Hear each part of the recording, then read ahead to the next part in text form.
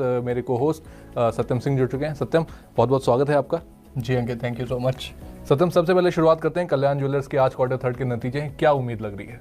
देखिए, अच्छे नतीजों की उम्मीद है क्योंकि अब जैसा आपने बोला कि जनवरी महीने में ही तकरीबन एक साल मतलब एक महीने में साल के पहले महीने में 43% की गिरावट देखने को मिल चुकी है। लेकिन नतीजे अच्छे आने की उम्मीद है। इसके पीछे के कुछ कारण है और पहला जो अहम कारण है कि Q3 गोल्ड में ने अच्छा खासा रिटर्न दिया है। दिसंबर तिमाही में अगर हम देखें तो दिसंबर तिमाही में सोने में तकरीबन 30% की तेजी देखने को मिली है, जिससे सारी ज्वेलरी कंपनीज जो हैं जो गोल्ड में डील कर रही हैं उनके लिए ये क्वार्टर अच्छा रहा है और इसी के दम पर सोने के बेहतर रिटर्न से ही गोल्ड कंपनियों को फायदा होता है, जिसका हम एक्सपेक्ट कर रहे हैं कि कल्याण ज्वेलर्स के भी नतीजे अच्छे आएंगे। बिल्कुल। तो आगे हम और डिटेल में बात करेंगे कि क्या इनके बिजनेस अपडेट्स हैं और ये सारी चीजें, लेकिन फिलहाल मोटा मोटी अच्छे नतीजों की उम्मीद लगा के बाजार बैठा हुआ है। बिल्कुल।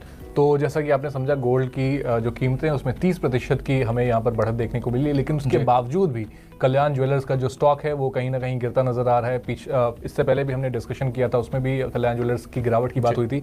लेकिन सत्यम, अब ये समझना चाहेंगे कि आखिर जब गोल्ड में इतनी तेजी आ रही है तो आखिर निवेशक जो है, इन्वेस्टर्स जो कल्याण ज्वेलर्स के हैं, वो भरोसा क्यों नहीं जता पा रहे हैं? क्यों, आखिर गिरावट की वजह क्या है? जी, तो जो इनके अपडेट्स आए थे Q3 के, उसको लेके थोड़ी सी चिंता निवेशकों में बनी थी। तो उसमें रेवेन्यू ग्रोथ 39% की बात इन्होंने कही थी, जबकि देश 41% की दर से बढ़ रहा है। तो इसके अलावा same store sales growth SSSG जिसको बोलते हैं SSSG, उसमें भी 24% की ही ग्रोथ की बात कही गई थी। हालांकि जो और कंपनियां हैं उन्होंने अच्छी गाइडेंस दी थी। तो एक तरीके से बिजनेस अपडेट्स ने इसको थोड़ा सा निवेशकों को निराश किया था।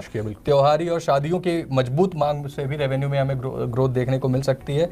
लेकिन इन सब चीज़ों के बाद IT की छापेमारी, जो कंप्लायंसेस इश्यूज आए थे उनमें, और सबसे अहम बात, प्रोमोटर्स की कुछ पोजीशंस ऐसी थी जिसकी वजह से हमें ये गिरावट देखने को मिली थी, जिसमें हमें कई म्यूचुअल फंड्स का भी नाम सामने आता हुआ दिखा था। IT ने इनकी छापेमारी भी की थी।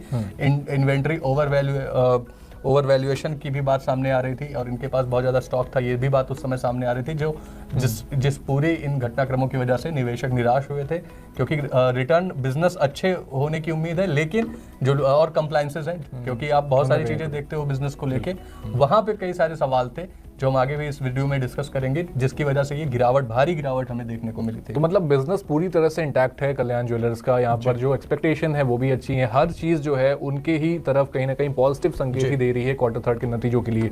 लेकिन यहाँ पर जो सबसे बड़ी दिक्कत जो हमें पिछले महीने और माफ करिएगा इस महीने जो हमें देखने को मिली, उसमें पहला तो IT की छापेमारी और दूसरा म्यूचुअल फंड्स का जो एलोकेशन था कल्याण ज्वेलर्स के अंदर, उस पर भी कई तरह के सवाल खड़े हुए कि मोतीलाल ओसवाल के जो कुछ फंड्स थे उन्होंने उसमें ज्यादा हिस्सेदारी रखी, करीब 10% तक की हिस्सेदारी उसमें थी। हालांकि ये लीगल है, इतना 10% तक की हिस्सेदारी वो रख सकते हैं, लेकिन उनके फंड मैनेजर को